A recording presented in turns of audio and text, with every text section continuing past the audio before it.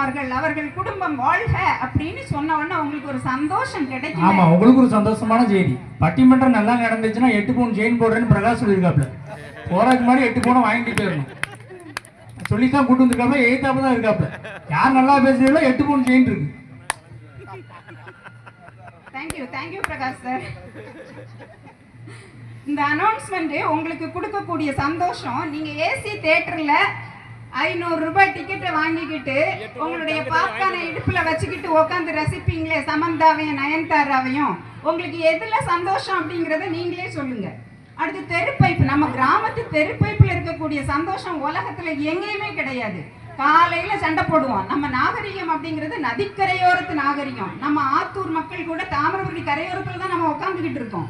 இந்த தாமிரபரணி தண்ணியை எடுத்து மண்பானையில போட்டு சிரட்டை கறியும் அடுப்பு கறியும் போட்டு ஃபில்டர் பண்ணி ஆர்வமாக்கி குடிச்சுக்கிட்டு இருந்தோம். நோய் இல்லாம வாழ்ந்தோம் கிராமத்துல.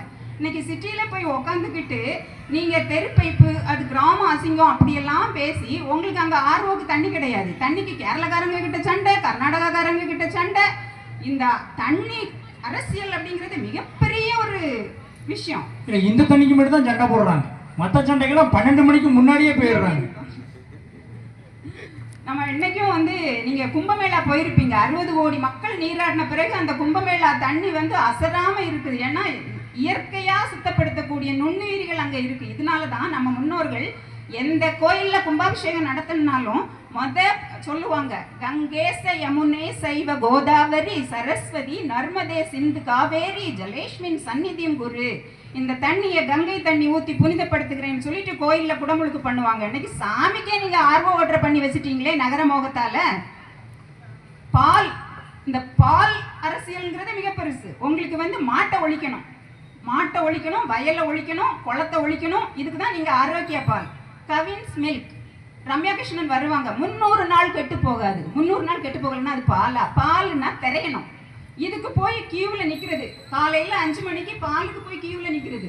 நீங்கள் கிராமத்தில் 4 மாட்டை வளர்த்தா இது போக உங்களுக்கு வீட்டுக்கு நீங்கள் பால் காய்ச்சினீங்கன்னா உங்களுக்கு பசுமாடு கட்டாயமாக தேவை. அப்பார்ட்மெண்ட், நகரத்து அப்பார்ட்மெண்ட்டுக்கும் பால் மாடு தேவை.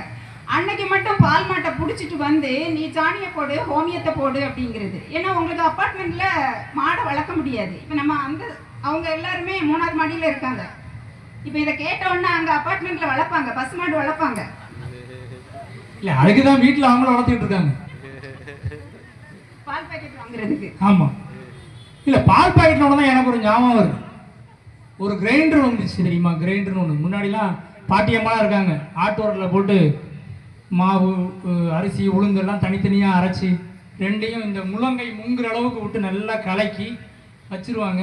காலையில் என்ன ஆயிரும், புளிச்சு மேலே வந்துடும். அதுக்கப்புறமா ஒரு கிரைண்டர் ஒன்று வந்துச்சு. ஒரு மேலே ஒரு பெரிய உரல், ஒரு குழவி, அது பாட்டுக்கு சுற்றிக்கிட்டு இருந்துச்சு. அரைச்சி எடுத்தாங்க. அது வேண்டாம், எனக்கு ரொம்ப கஷ்டமாக இருக்குது குழவியை தூக்குறதுக்குன்னு எங்கள் வீட்டில் சொல்லி நாங்கள் போய் டேபிள் டாப் வெட் கிரைண்டர்னு ஒன்று வந்துச்சு. சரி, அது எப்படின்னா சித்ரோன்று இருந்துச்சு. கொஞ்சோண்டு அரிசியை போட்டாங்க, அரைச்சாங்க, எடுத்தாங்க, கழுவுனாங்க. அப்புறம் இது சரிப்பட்டு வரல, இதுலேயும் கல் தூக்க வேண்டியது இருக்குது அப்படின்னாங்க. அடுத்து என்னது, டில்ட்டிங் வெட் கிரைண்டர். அது எப்படின்னா தன்னாடி ஒரு பட்டா தறிக்கி விட்டா இணைக்கும், கவுந்து மாவை சட்டியில் கொட்டிடும். இது டில்ட்டிங் வெட் கிரைண்டர்னு வந்துச்சு. அதுவும் வாங்கி கொடுத்தாச்சு. இப்போ இன்னைக்கு சாய் பண்ண முடிச்சுட்டு 10 மணிக்கு போகும்போது கடை திறந்தால் பாவு பாக்கெட் வாங்கிட்டு போகணும் வீட்டுக்கு, நாளைக்கு காலைல தோசை விடுறதுக்கு. நிலமா அப்படி இருக்கு. பால் பாக்கெட் மட்டும் இல்லை, மாவு பாக்கெட்டுமே இப்போ ரெடிமேடுன்னு ஆகி போச்சு. பாதி பேர் அதை தான் சாப்பிட்டுருக்காங்க. இன்னைக்கு அங்கே சிரிக்கத்தை பார்த்தா அப்படிதான் தெரியுது. ஆனா உங்களுக்கு ரொம்ப தைரியம் சார். வீட்டம்மாவை எதிர வச்சுட்டு பேசுறீங்க பாருங்களேன். உங்க தைரியத்துக்காக மிகப்பெரிய கைத்தட்டு. இல்ல தூத்துக்குடிக்காரங்க எதுக்குமே விட மாட்டோம், பொண்டாட்டிக்காக வென்ற போறோம். அடுத்து கிராமத்து சடங்கு, தாய்மாமன் சடங்கு, கன்னியாதானம், மாப்பிள்ளை அழைப்பு, அனந்தர சொக்காரன். வரிசையா போய் நிற்பாங்க அனந்தரம் பண்றதுக்கு. என்ன கூப்பிடலையா அப்படின்னு ஒரு சவுண்டு வேற.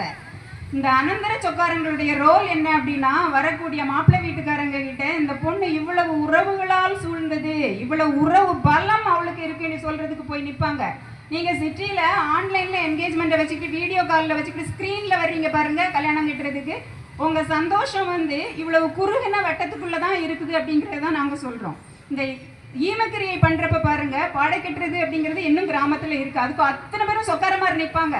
ஒரு வாரம் அந்த வீட்டில் தூங்குவாங்க, அவங்க வீட்டு திண்ணையில் தூங்குவாங்க. இவங்க அத்தனை பேரும் உனக்கு எந்த இழப்பு வந்தாலும் நான் உனக்கு தோள் கொடுக்கறதுக்கு இருக்கிறேன் அப்படின்னு சொல்றதுக்காக தான் இந்த உறவுகள்.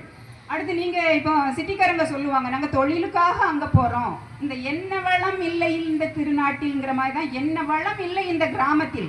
ஒரு தாத்தா செருப்பு போடாம கோமணம் கட்டிட்டு இருக்கக்கூடிய தாத்தா 30 லட்சத்துக்கு அதிபதி அப்படின்னா அவர் தான் மிகப்பெரிய ஃபைனான்சியல் மேனேஜிங் டைரக்டர். நீங்க ஒரு மந்தைக்குள்ள 100 ஆடு வச்சிருப்பாரு, ஒரு ஆடு 30,000 ரூபாய், 100 ஆடும் 30 லட்சம் ரூபாய். யார் முதலாளி அப்படிங்கிறத நீங்களே யோசிச்சுக்கோங்க. கிராமத்தில் இருக்கக்கூடிய தாத்தாவுடைய முதலீடு சிட்டியில வாங்குற மாச சம்பளக்காரங்களுக்கு கிடையாது அப்படிங்கிறது தான் உண்மை. இல்லை, அவன் இஎம்ஐல தானே வாழ்ந்துக்கிட்டே இருக்கான். Phone EMI, TV EMI, car EMI, bike EMI, இருக்கிற வீடு இஎம்ஐ. அவனுடைய இஎம்ஐல இல்லாத ஒன்றே ஒன்று ஒய்ஃப் மட்டும்தான் நகரப்புறத்தில் இருக்கவன்ட்ட. ஏன்னா அதுக்கும் மொத்தமாக வாங்கியிருப்பான் மாமனார்கிட்ட. கல்வி இன்னைக்கு கமலாவதி ஸ்கூல் கொடுக்குது, இது சிபிஎஸ்இ சிலபஸ். அடுத்து திசைவலையில் இருக்கு ஐசிஎஸ்சி சிலபஸ். நீங்க கல்விக்காக போறோம், நாங்க தொழிலுக்காக போறோம் அப்படிங்கறதெல்லாம் சுத்த போய். நீங்க வந்து அற்ப சந்தோஷத்துக்காக தான் நகரத்தை நோக்கி போய்கிட்டு இருக்கு. இதெல்லாம் குறிச்சு வச்சுக்கோங்க, வந்து பதில் சொல்லணும். அவன் நல்லா பேசிட்டு இருக்கான்னு 3 பேர் வேடிக்கை பார்த்துட்டு இருக்கீங்க, குறிச்சு வச்சுக்கோங்க, வந்து பதில் சொல்லணும், நாங்க கேட்போம். எனக்கும் சாருக்கு கவுண்டர் கொடுக்கறதுக்கு டைம் தரணும். சரி, கூட்டம் இருந்தா பேசிக்க வேண்டியதா, கூட்டம் இல்லைன்னா பேச்ச முடிச்சுக்க வேண்டியதா. இந்த சிட்டியில வாழ்றீங்கல்ல, லவ்வருக்கு கீழே ஃப்ரெண்டுக்கு மேல அப்படிங்கிறது ஒரு பாய் பெஸ்ட். இது புது புது ட்ரெண்ட் இது. ஆமா, லவ்வருக்கு மேல பாய் ஃப்ரெண்டுக்கு கீழே. வாங்க வாங்க பழகுவோம், டேட்டிங். பிடிக்கலன்னா பிரேக்கப். இது ஒரு ட்ரெண்ட்.